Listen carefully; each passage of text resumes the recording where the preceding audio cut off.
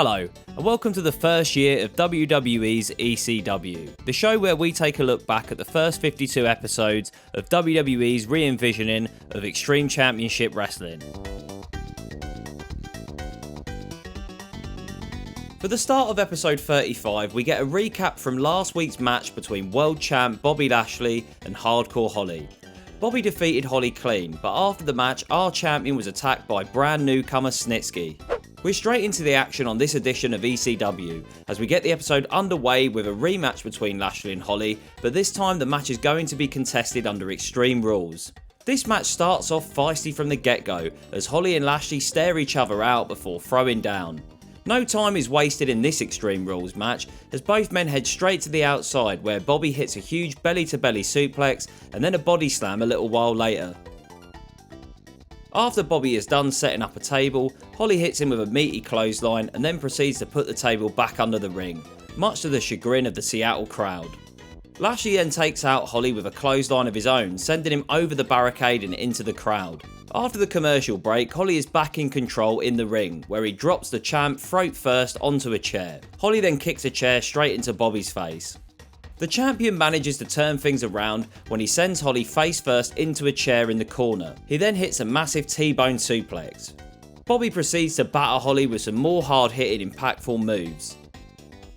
The champ goes to the outside and pulls out the table he set up earlier.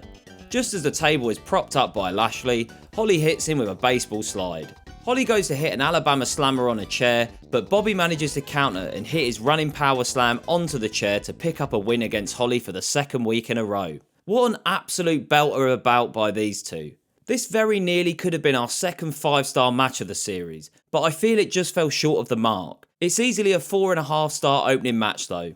We're informed by our commentary team of Joey Styles and Taz that the rivalry between the originals and the new breed will continue tonight, as later on Sabu and RVD will take on Elijah Burke and Matt Striker. But the fun don't stop there folks, we have another originals versus new breed match as Dreamer and Sandman team up to take on the team of Marcus Corvon and Kevin Thorne. Next we get another Snitsky vignette. This time there's some footage from last week's attack on the champ mixed in with the other visuals. Once again, this was an awesome vignette. However, I do find it a bit weird that we've got another one of these, even though he debuted on the brand last week.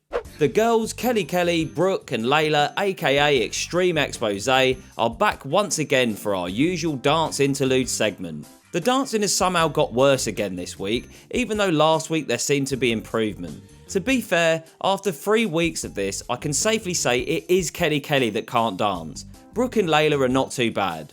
Jeez, I can't believe I'm critiquing people's dancing. Who am I, Bruno Tognoli? The one thing that Kelly can do is a mediocre backflip, which she did last week and proceeds to do it again this week. Poor Kelly, she just can't keep up with Brooke and Layla. She's not a dancer, she's an exhibitionist, goddammit. The girls strip down to their nicks, dance a bit more, then get cut off by the vampire techno beats of Kevin Thorne's music. Make way girls, there's a new big tit hottie in town and her name's Ariel. Thorne's partner for tonight, Marcus Corvon, then makes his way down to the ring. The ECW originals are here. Tommy Dreamer and Sandman make their way through the crowd, chugging beer and ready to kick some new breed ass, man. This match gets off to a great start. It's all guns blazing as Corvon takes out Sandman on the outside and then returns to the ring to help Thorne deal with Dreamer by hitting a shoulder tackle on him and sending Dreamer into the bottom rope. For the next part of the match, Thorne and Corvon work well together to keep Dreamer from tagging in Sandman. Eventually Tommy sends Thorne face first into the turnbuckle and tags in Sandman, who proceeds to throw hands with Thorne and Corvon and later hit a Heineken Rana on Thorne off the top rope. Corvon tries to use the kendo stick, but Sandman takes him out with a white Russian leg sweep. Whilst the referee is distracted with Corvon, Thorne hits Sandman with his cane to take out the ECW original and get the 3 count. Backstage, SmackDown GM Teddy Long greets the ECW World Champion Bobby Lashley. Teddy says, "I watched your match earlier tonight and you tore the house down. I'm real proud of you, man." Bobby says he owes a lot to his former general manager. Teddy says, "You don't owe me anything, it's all you. Anyway, since I'm a guest here on ECW tonight, how about you be my special guest this Friday on SmackDown?"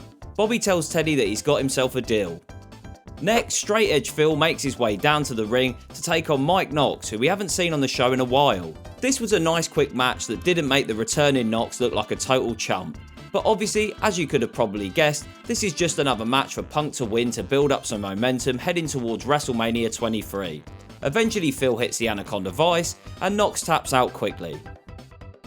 The celebrations are cut short when ECW's new monster Snitsky attacks Punk after the match. Snitsky makes his presence felt on the brand after attacking another major ECW roster member for the second week in a row. They're certainly not messing around with Snitsky's introduction to the brand. It's main event time, folks. The battle between the originals and the new breed continues as RVD and Sabu team up to take on Elijah Burke and Matt Striker. Thanks to some teamwork from Striker and Burke, Sabu is in trouble and in desperate need of the tag to his partner. Striker and Burke continue to impress with their teamwork throughout the back end of this match to keep Sabu away from his partner. Eventually Sabu hits Burke with a kick to the bonce and then tags in everybody's favourite RVD, who goes on the attack. RVD tags Sabu back in, who's immediately pulled off the apron as RVD is hitting Burke with Rolling Thunder. RVD then launches himself over the top rope to take out Striker. Sabu re-enters the ring and attempts to hit a move on Burke when Burke counters it and pins Sabu with the help of the ropes. Unlike last week, it's the new breed that stands tall at the end of this episode. That main event was a slightly disappointing ending to an otherwise solid episode of ECW. I really don't know why they decided that that was the sequence that would be the end of the match. Strange. Regardless of the week main event, I'm going to give episode 35 of ECW 4 out of 5 stars. Thanks again for watching, and I'll see you in the next one.